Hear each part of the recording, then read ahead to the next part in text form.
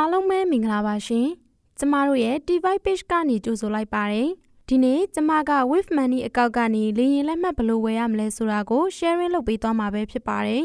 ကျမတို့မှာ Wave Money အကောင့်လေးရှိုံနဲ့လေယာဉ်လက်မှတ်ဝယ်လို့ရပြီဆိုတာကိုသိပြီးကြပြီလား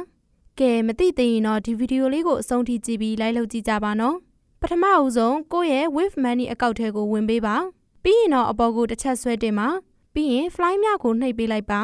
ဒီနေရာမှာမြန်မာ citizen ဆိုတာကမြန်မာနိုင်ငံသားလို့ပြောတာပါ yes ကိုနှိပ်ပေးလိုက်ပါ passenger ဆိုတာကတော့ခရီးသည်ဦးရေကိုပြောတာပါ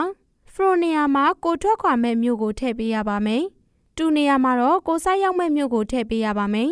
trip တိုက်နေရာမှာတော့ကိုကလက်မှတ်ကိုအသွားပြန်ဖြတ်မယ်ဆိုရင် one way ကိုနှိပ်ပြီး round trip ကိုရွေးချယ်လိုက်ပါကျမကတော့တစ်ချောင်းစာပဲဖြတ်မှာဆိုတော့ one way ကိုပဲထားလိုက်ပါမယ် departure နေရာမှာတော့ကိုခရီးထွက်ခွာမဲ့ရက်နေ့စွဲကိုထည့်ရပါမယ်ပြီးရင်တော့ search ကိုနှိပ်ပေးလိုက်ပါဒီနေရာမှာတော့ကိုသွားမဲ့အချိန်နဲ့ဈေးကိုကြိုက်ပြီဆိုရင် choose ကိုနှိပ်ပေးလိုက်ပါပြီးရတဲ့ email ကိုအမှတ်ချစ်ပေးပါ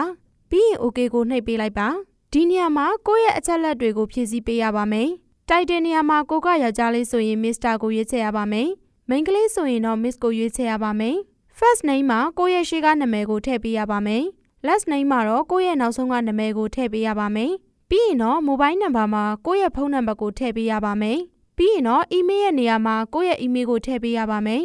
ပြီးရင် email ကိုအမှန်ချစ်ပေးရပါမယ်ပြီးရင်တော့ continue ကိုနှိပ်ပေးလိုက်ပါနော်အဲ့လိုဆိုရင်တော့ကိုယ့်ရဲ့ email တွေကိုစာရောက်လာပါလိမ့်မယ်